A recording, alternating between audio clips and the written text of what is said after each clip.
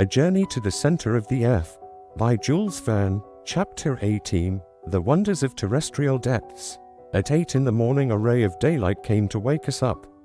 The thousand shining surfaces of lava on the walls received it on its passage, and scattered it like a shower of sparks. There was light enough to distinguish surrounding objects. "Well, Axel, what do you say to it?" cried my uncle, rubbing his hands. "Did you ever spend a quieter night in our little house of Königsberg? No noise of cartwheels, no cries of basket women, no boatmen shouting. No doubt it is very quiet at the bottom of this well, but there is something alarming in the quietness itself." "Now come," my uncle cried, "if you are frightened already, what will you be by and by?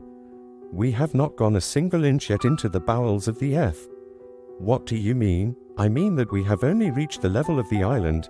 Long vertical tube, which terminates at the mouth of the crater, has its lower end only at the level of the sea." "Are you sure of that?" "Quite sure. Consult the barometer." In fact, the mercury, which had risen in the instrument as fast as we descended, had stopped at 29 inches. "You see," said the professor, "we have now only the pressure of our atmosphere, and I shall be glad when the aneroid takes the place of the barometer."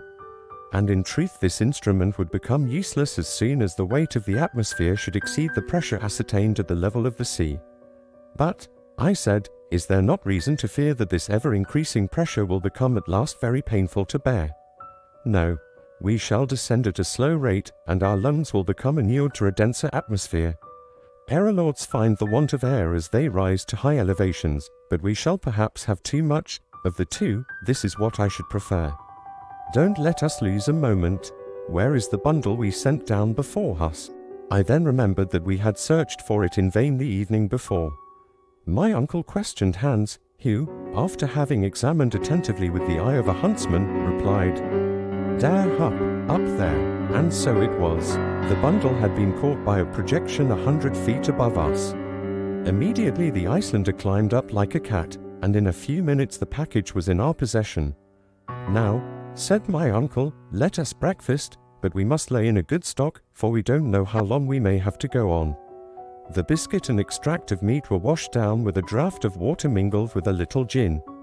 Breakfast over, my uncle drew from his pocket a small notebook, intended for scientific observations. He consulted his instruments, and recorded, Monday, July 1st, chronometer, 8:17 a.m., barometer, 297 in, thermometer, 6 deg, 43 deg. F. Direction, ESE. This last observation applied to the dark gallery, and was indicated by the compass. "Now, Axel," cried the professor with enthusiasm, "now we are really going into the interior of the earth. At this precise moment the journey commences." So saying, my uncle took in one hand Ruhmkorff's apparatus, which was hanging from his neck, and with the other he formed an electric communication with the coil in the lantern, and the sufficiently bright light dispersed the darkness of the passage. Hans carried the other apparatus, which was also put into action. This ingenious application of electricity would enable us to go on for a long time by creating an artificial light even in the midst of the most inflammable gases. "Now, march," cried my uncle. Each shouldered his package. Hans drove before him the load of cords and clothes, and, myself walking last, we entered the gallery. At the moment of becoming engulfed in this dark gallery, I raised my head, and saw for the last time through the length of that vast tube the sky of Iceland, which I was never to behold again. The lava, in the last eruption of 1229, had forced a passage through this tunnel. It still lined the walls with a thick and glistening coat. The electric light was here intensified 100-fold by reflection.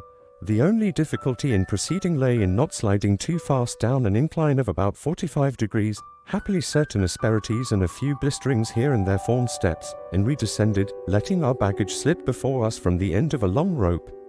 But that which formed steps under our feet became stalactites overhead.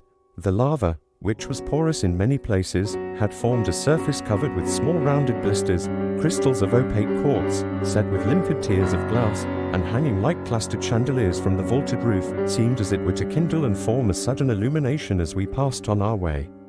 It seemed as if the genii of the depths were lighting up the palace to receive their terrestrial guests. "It is magnificent," I cried spontaneously. "My uncle, what a sight! Don't you admire those blending hues of lava, passing from reddish-brown to bright yellow by imperceptible shades? And these crystals are just like globes of light. Ali, you think so, do you, Axel, my boy? Well, you will see greater splendors than these, I hope. Now let us march, march. He had better have said slide, for we did nothing but drop down the steep inclines. It was the Facifs descensus Verne of Virgil. The compass, which I consulted frequently, gave our direction as southeast with inflexible steadiness. This lava stream deviated neither to the right nor to the left. Yet there was no sensible increase of temperature.